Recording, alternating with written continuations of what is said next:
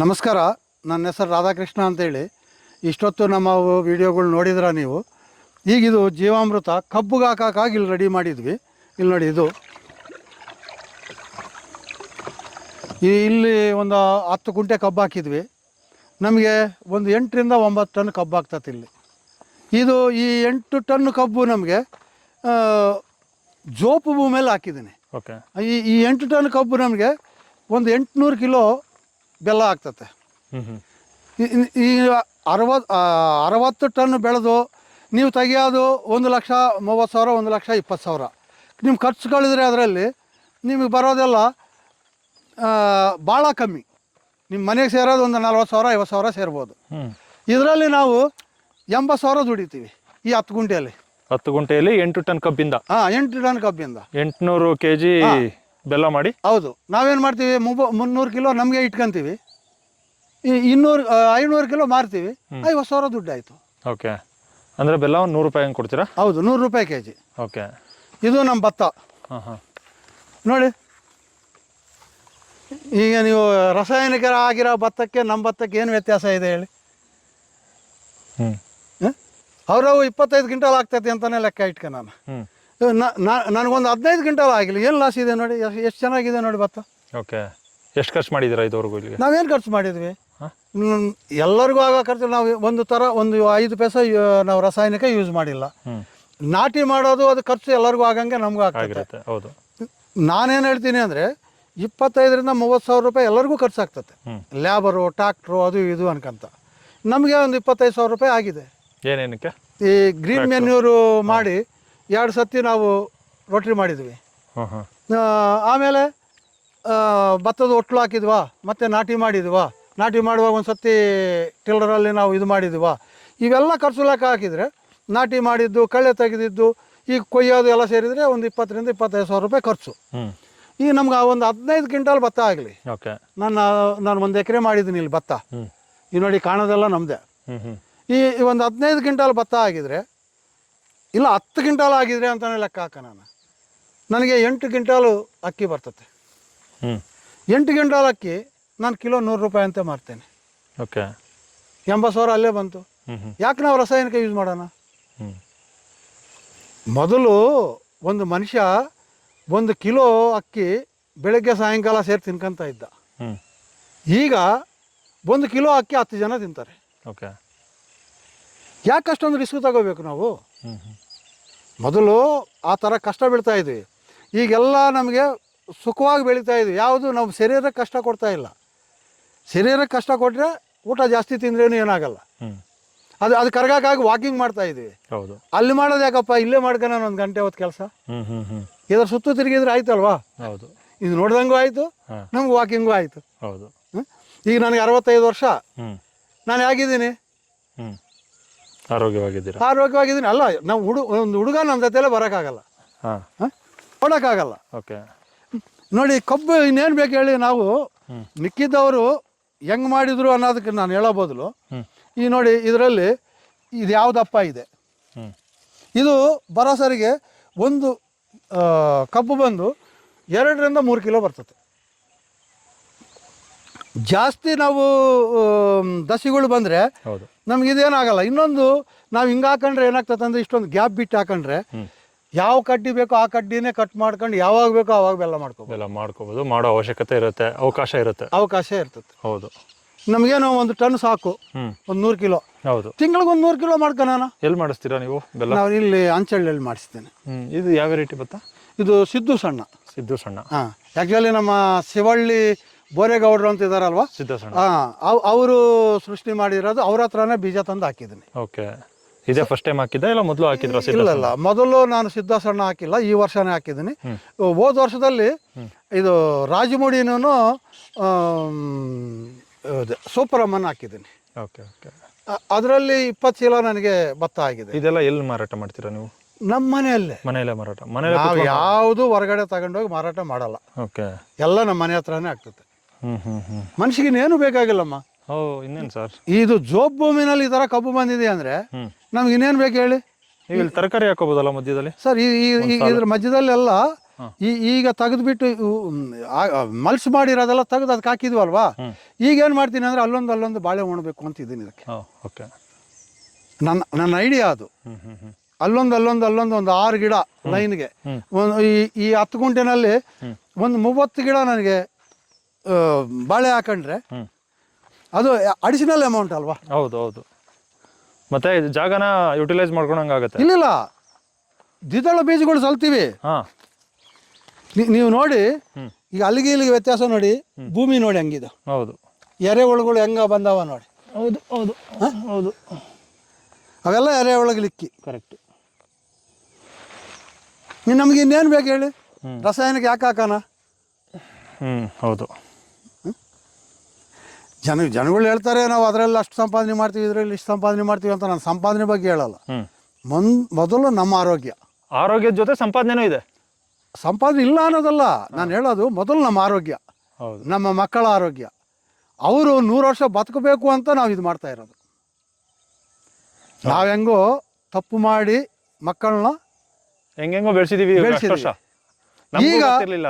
ಈಗ ಮಕ್ಕಳನ್ನ ಒಳ್ಳೆ ದಾರಿಗೆ ತಂದು ಹೌದು ಒಳ್ಳೆ ಆರೋಗ್ಯಕ್ಕೆ ಕೊಡಬೇಕು ಅನ್ನೋದು ನನ್ನ ಅಭಿಪ್ರಾಯ.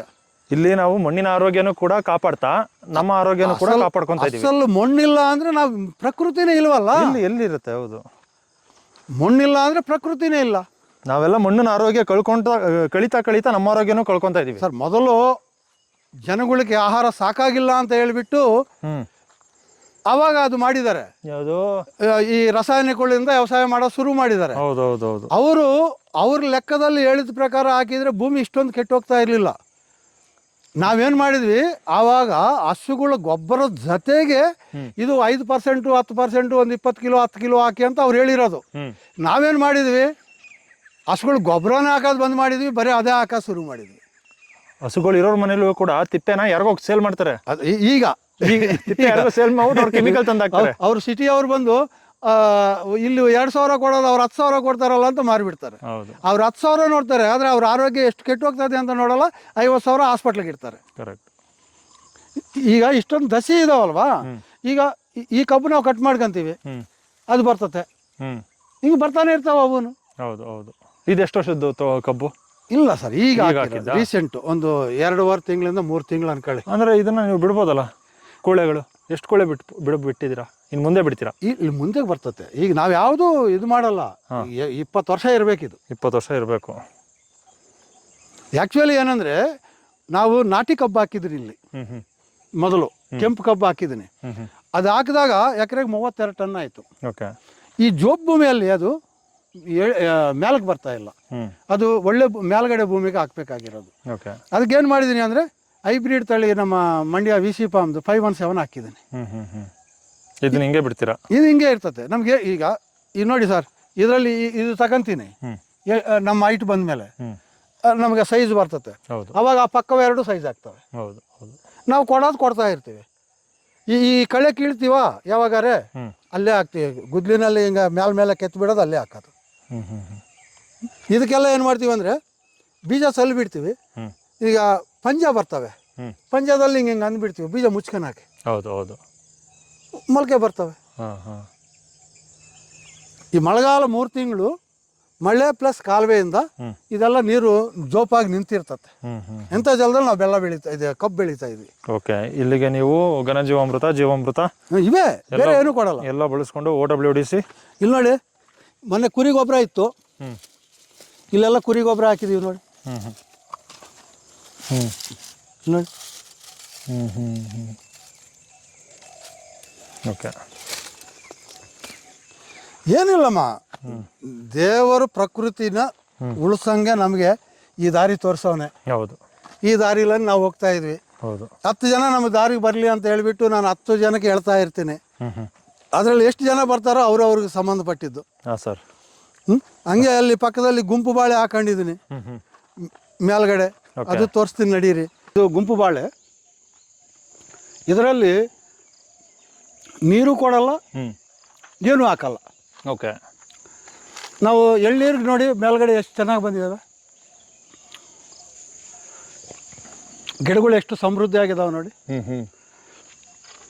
ಕೆಳಗಡೆ 5ರಿಂದ 4, 5, 6 ಕಿಲೋ ಗೊನೆಗಳು ಬರ್ತಾವೆ ಬಾಳೆ.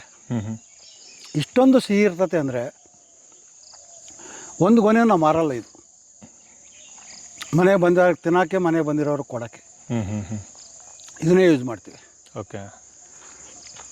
ಈ 11 ಗುಂಟೆನಲ್ಲಿ ಅಲ್ಲಿ ತೆಂಗು ಮಧ್ಯದಲ್ಲಿ ಹಾಕಿದ್ವಲ್ವ, ಗಿಡಕ್ಕೆ ಮಧ್ಯದಲ್ಲಿ ಹಾಕಿದ್ದೀನಿ. ಅಲ್ಲಿ 4 ಗಿಡ ಮಧ್ಯದಲ್ಲಿ ಹಾಕಿದ್ದೀನಿ, ಗಿಡಕ್ಕೆ ಮಧ್ಯದಲ್ಲಿ ಇಲ್ಲಿ ತೆಂಗು ಹಾಕಿದ್ದೀನಿ. ಓಕೆ. ಎಕ್ಸ್ಪೆರಿಮೆಂಟ್ಗೆ ಇಲ್ಲಿ ಹೆಂಗೆ ಬರ್ತದೆ ನೋಡಬೇಕು ಅಂತ. Okay sir. ಇದು ಈ ವಿಶೇಷತೆ. ಅಲ್ಲೇನು ಮಾಡಿದ್ದೀನಿ ಅಂದರೆ ರಾಗಿ ಕೊಯ್ದಾಕಿದೆ, 2 ಅಡಿ ಪಟ ಮಾಡಿ ರಾಗಿ ಹಾಕಿದ್ದೀನಿ.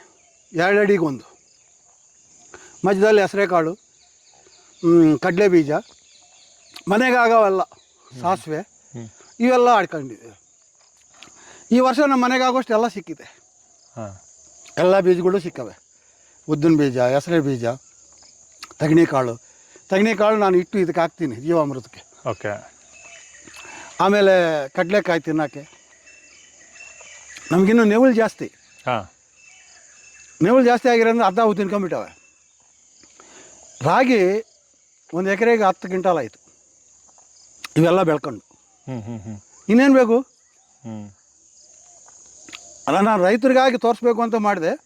ಯೂನಿವರ್ಸಿಟಿಯಿಂದ ಪ್ರೊಫೆಸರ್ಸ್ ಬಂದವರೇ ನೋಡಿಬಿಟ್ಟು ಆಶ್ಚರ್ಯ ಆಗಿದ್ರು ಅವರೇ. ಸರ್ ಇದೇ ಥರ ನಾವು ಅಲ್ಲಿ ಯೂನಿವರ್ಸಿಟಿನಲ್ಲಿ ಕಬ್ಬಿಗೆ ಅಂತರ ಬೆಳೆಗಳು ಹಾಕಿದ್ದೀವಿ ಅಂತ ಹೇಳಿದರು. ನಾನು ನೋಡಿದೆ ಅಲ್ಲಿ ನಮ್ಮ ಕಬ್ಬಲ್ಲಿ ನಾವು ಯಾವಾಗಲೂ ಗ್ರೀನ್ ಮೆನ್ಯೂರ್ ಹಾಕ್ತೀವಿ, ಅದು ಕಬ್ಬಿಗೆ ಆಹಾರ ಆಗ್ತದೆ. ಹೌದು. ಮಧ್ಯದಲ್ಲಿ ಈಗ ನಾನು ಬಾಳೆ ಹಾಕಬೇಕು ಅಂತ ತೀರ್ಮಾನ ತಗೊಂಡಿದ್ದೀನಿ. ಇದು ನಮ್ಮ ವೈದಿಕವಾದ ನಮ್ಮ ಜಮೀನಲ್ಲಿ ನಡೀತಾ ಇರೋಂಥ ಸಮಗ್ರ ಕೃಷಿ. ಹಾಂ ಸರ್, ನಿಮ್ಮ ಸಮಗ್ರ ಕೃಷಿ ತುಂಬ ಚೆನ್ನಾಗಿದೆ.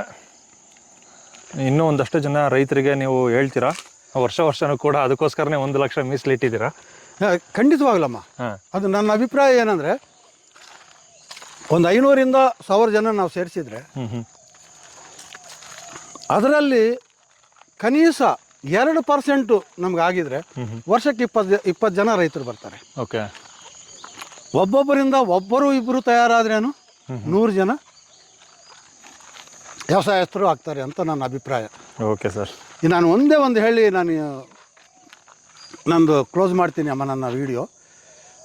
ಅದೇನೆಂದರೆ IT ಅವರಿಗೆ ಹೇಳ್ತೀನಿ, ನೀವ್ಯಾರು ಯೂಟ್ಯೂಬ್ ನೋಡಿ ವ್ಯವಸಾಯ ಮಾಡಬೇಡಿ. ಯೂಟ್ಯೂಬ್ ನೋಡಿ ಅವ್ರ ಜಮೀನಿಗೆ ಹೋಗಿ, ಅವ್ರ ಜಮೀನಲ್ಲಿ ಏನಿದೆ ಓಕೆ ಅದರಲ್ಲಿ ನೀವು ಕಲೀರಿ ಮೊದಲು.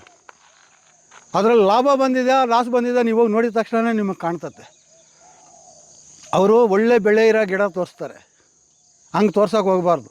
ಯಾವ್ರೇಜಾಗಿ ಎಲ್ಲ ಗಿಡಗಳು ತೋರ್ಸ್ಕೊತ ಹೋಗಬೇಕು, ಆವಾಗ ಬೆಳೆ ಹೆಂಗಿದೆ ಅಂತ ಕಾಣ್ತದೆ ನಮಗೆ. ಒಬ್ಬ ರೈತರ ಹತ್ರಕ್ಕೆ ಹೋಗಿ ಅವ್ರ ಕಷ್ಟ ಸುಖಗಳು ತಿಳ್ಕೊಂಡು ಅವ್ರ ಜೊತೆಯಲ್ಲೇ ನೀವು ಇದ್ಕೊಂಡು ಕಲಿತು ಆವಾಗ ವ್ಯವಸಾಯ ಮಾಡಿ. 1 ರೂಪಾಯಿ ಯಾರಿಗೂ ಹಂಗೆ ಬರಲ್ಲ. ನೀವೆಷ್ಟೋ ಶ್ರಮ ಬಿದ್ದರೆ ನಿಮಗೆ ಆ 10 ರೂಪಾಯಿ ಉಳಿದಿದೆ, ಆ ದುಡ್ಡನ್ನು ಹಂಗೆ ವೇಸ್ಟ್ ಮಾಡಬೇಡ್ರಿ. ಯೂಟ್ಯೂಬ್ ನೋಡಿ, ಜೊತೆಯಲ್ಲೇ ವ್ಯವಸಾಯ ರೈತನ ಹತ್ರಕ್ಕೆ ಹೋಗಿ ನೋಡಿ ನೀವು ಕಲಿತು ಆಮೇಲೆ ಮಾಡಿ. ನೀವು ದೊಡ್ಡ ಶೆಡ್ಗಳು ಹಾಕಿ ದೊಡ್ಡ ಪಾಂಡ್ಗಳು ಮಾಡಿ ವ್ಯವಸಾಯ ಮಾಡೋಕ್ಕೆ ಹೋಗಬೇಡಿ. ಆಮೇಲೆ 1 ಎಕರೆ ಮಾಡಬೇಕಾ, ಅದಕ್ಕೆ ಏನೇನು ಬೇಕು ಅಂತ ಸವಲತ್ತಲ್ಲೇ ಗೊತ್ತಾಗ್ತದೆ. ಆಮೇಲೆ ನಿಮಗೆ ಎಕ್ಸ್ಪೀರಿಯೆನ್ಸ್ ಬರ್ತದೆ.